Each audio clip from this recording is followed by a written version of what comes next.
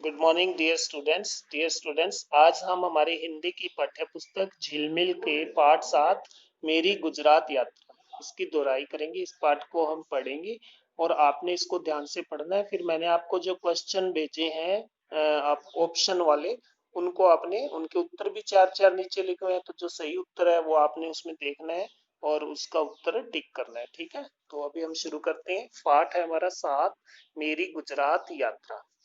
अमित की आयु तो अभी 10 वर्ष की है, किंतु उसे यात्रा करने का बड़ा शौक है।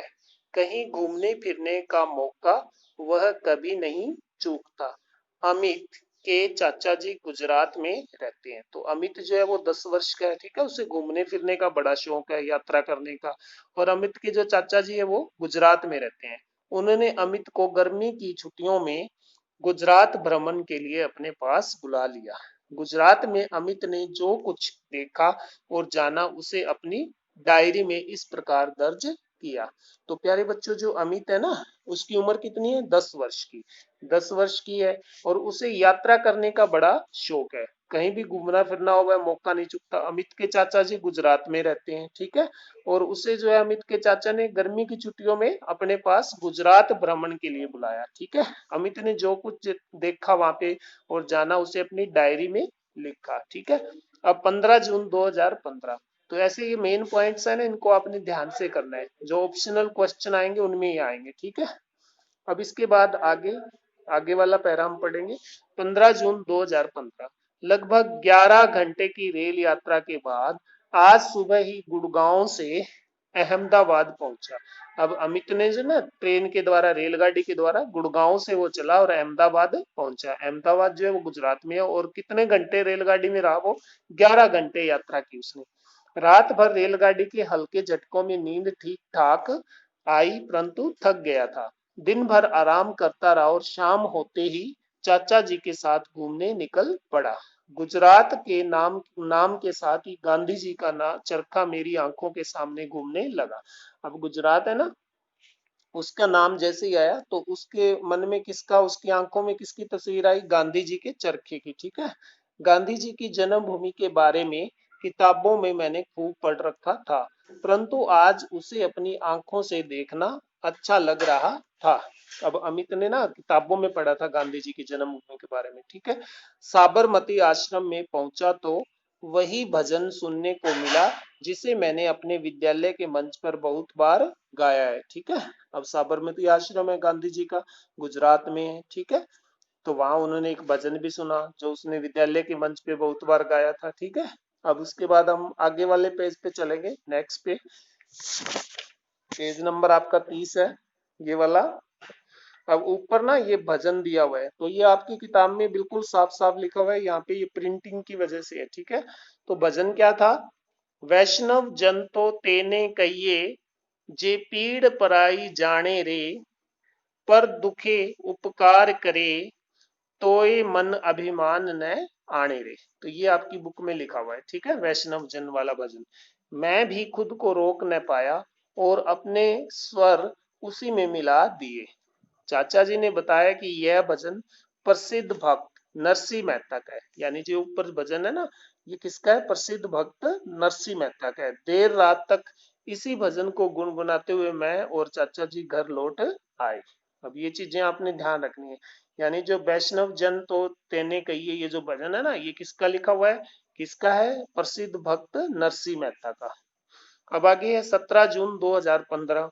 आज सुबह से ही मैं बहुत खुश था। आज चाचा जी मुझे श्री कृष्ण की नगरी द्वारिका घुमाने ले गए।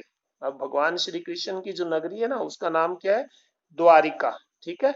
द्वारिका के बारे में पिताजी से सुना था कि यह भारत के 4 धामों में से एक है। यानी जो भारत में 4 मुख्य धाम है ना, उनमें से द्वारिका जो है वो एक है, जहाँ लोग जो है भगवान के दर्शन के लिए जाते हैं। कहते हैं कि श्री कृष्ण मथुरा से यहाँ आए थे और इस नगरी को अपनी राजधानी बनाया था। यानी जो श्री कृष्ण है ना, भगवान श्री कृष्ण, वो मथुरा से जो है द्वारिका आए थे और उन्होंने द्वारिका को अपनी राजधानी बनाया। चाचा जी ने बताया कि द्वारिका भारत के पश्चिमी किनारे पर स्थित है। यानी ये भारत के जो पश्चिमी दिशा है ना, पश्चिम में पश्चिमी किनारा है, समुद्र के साथ लगता, वहां पे है। इस सुंदर नगरी को देखकर मन रोमांचित हो उठा। यहीं सुदामा अपने मित्र श्री कृष्ण से मिलने आए थे, और सुदामा भी जो है वो यहीं मिलने आए थे श्री कृष्ण से। देर रात तक मैं और चाचा जी गरबा नृत्य देखते रहे। अब गरबा जो है ना, ये गरबा नृत्य, ये गुजरात का प्रसिद्ध नृत्य है, ठीक है। स्त्री पुरुष सुंदर गुजराती पोशाक पहने बड़ा सा गोला बनाकर नाच रहे थे। मैंने भी उस मुंह में कदम ताल मिलाकर खूब नृत्य किया। गुजराती पकवान खाकर सारी थकान दूर हो गई, ठीक है।